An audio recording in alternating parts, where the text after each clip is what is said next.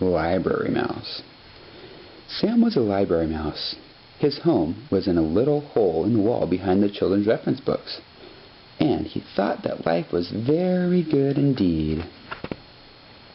Every day when the library was full of people, walking up and down the aisles, studying, checking out books, and working on the computer, Sam was curled up in his little hole, sound asleep. And every night when the people went home, and the room was dark and quiet, the library belonged to Sam. And every night Sam read, and he read, and he read. Sam read picture books and chapter books. He read biographies and poetry, cookbooks and sports books, fairy tales and ghost stories, and mysteries by the dozen. Sam's mind was filled with facts and information and images of faraway places, and his imagination brimmed over with wonder and fantasy. One night, Sam decided that it was time he wrote a book of his own. Sam folded over some little squares of paper and took from the librarian's desk to make the pages. Then he found a pencil that had rolled underneath the shelf, and he began to write. Write what you know. Sam had read in a book about writing, so Sam wrote about being a mouse.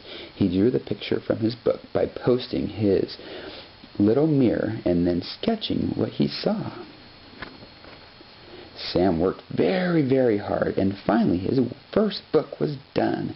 He called it Squeak, A Mouse's Life, and wrote on the cover words and pictures by Sam. He went to the biography and autobiography section of the library, and he tucked his first book on the shelf. Then he went back to his little hole in the wall and waited. The next afternoon, sunlight streamed in through the library windows. "What's this?" asked a girl whose teacher had sent her to the library to do book report.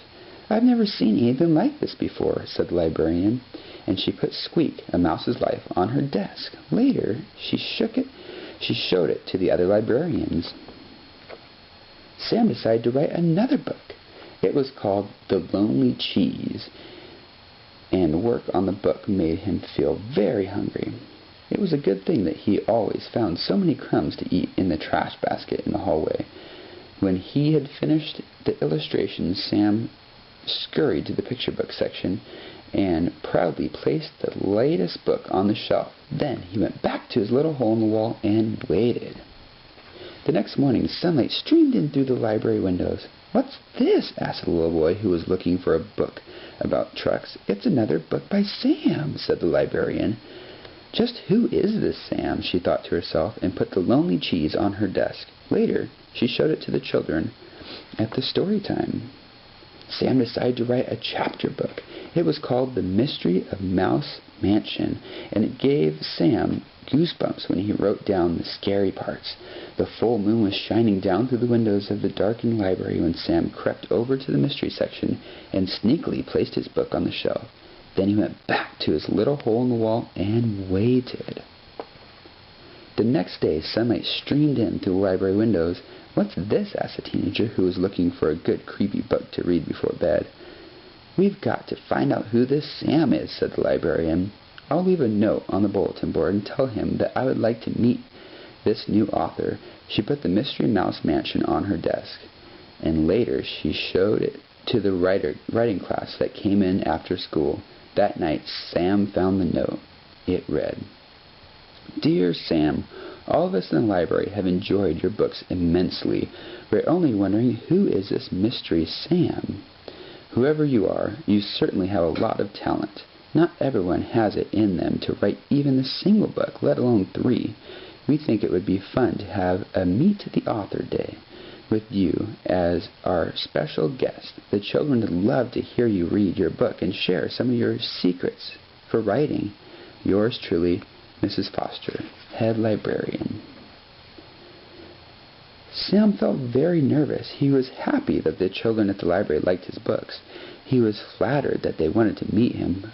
But mice, as a rule, are very shy when it comes to meeting people. Sam could not understand why people thought that writing and making up stories was so hard. If only they would try, they might find out that writing has really lots of fun. Sam had an idea.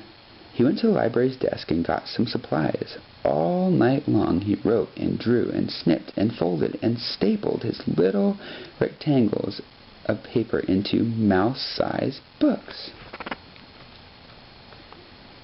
In the morning, when the librarian opened up the children's room, there was a sheet of paper taped to the door. "Meet the author today," it read. A little girl was the first to see Sam's display, all set up on the front table. "What is this?" she asked. There sat a tissue box with a pair of pencils taped to the side of a banner stretched across the top. On the banner was written, "Meet the author," with an arrow pointing down.